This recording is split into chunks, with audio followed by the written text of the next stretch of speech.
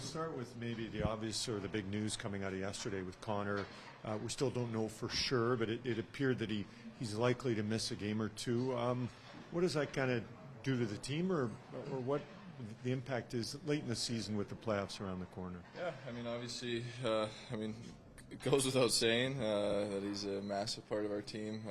Obviously, captain and best player in the world. So you lose a guy like that for, whether it's a game or whatever it ends up being, you feel the impact. But I think we've built our game strong enough over the course of the season to be able to lose pieces here and there and be able to pick up the slack and just trust our game that the way that we play is how we're going to find success no matter who's in the lineup.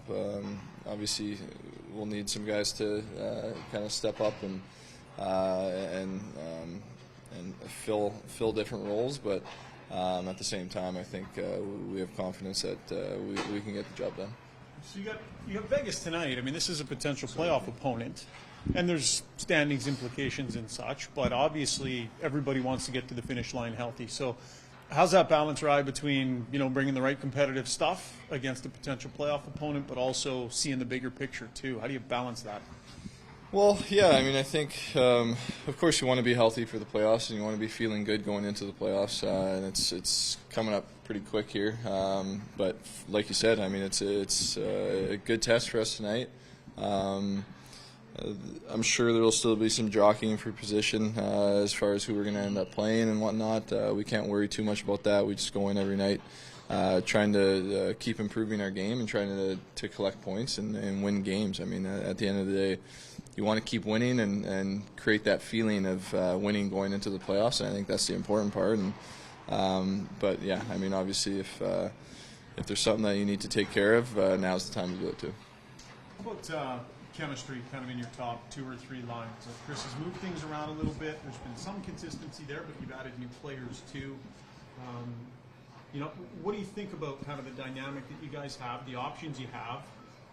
But at the same time, it's been moved around a fair amount, so there doesn't seem to be set necessarily. Yeah, I think kind of all up and down our lineup, guys have played with each other all year, and a lot of us have played many years together, so we understand each other's games, and it's not too difficult to kind of jump into a different spot here and there and find that chemistry pretty quick. So I think that's a good thing about our team. And like you said, there's been some big stretches where lines have stayed the same, and then there's been some where they're changing every few games, and it just gives you a different look and gives you an opportunity to build chemistry with different guys, especially now heading into the playoffs when I'm sure it'll be a little more set. How does your role change in the power play without Connor? Do you feel you touch puck more? Like, obviously you played that sidewall for a long time before they were there, but you guys are pretty fluid in how you move, but with him out, do you find how will it be different for you? I don't think it changes a whole lot. I might touch it a little more on my side, I guess. But I don't think it'll be a huge difference. Maybe I'll be lugging the puck up on the breakout. So I guess that's a little different. I got to go all the way back if it gets dumped out. But other than that, it's I usually play outside or I go to the middle. It'll probably be the same thing tonight. So I don't think it'll affect it for me personally too much. So you're potentially the loop back guy.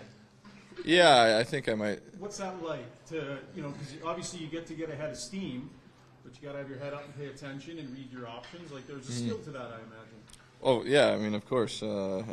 Connor's, he's got to be the best in the league at doing it based on how much speed he can create and obviously how quick he can think and read what's going on. And definitely a skill to it.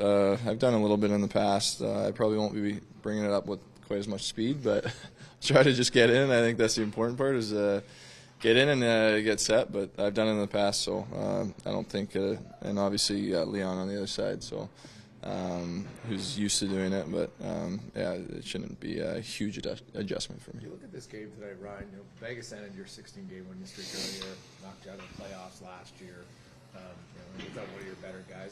Is this an opportunity for a lot of your players to step up and even look at kind of, I don't know, statement games, even a fair assessment of how you do this? Yeah, I mean, I think we're definitely excited for the challenge tonight. You play a team like this at this point of the year. It's who you want to be playing, really. I mean, you want to be playing these big games and in the lead up to the playoffs, and playing against good teams and really testing what you can bring every night. And so I know we're excited for it.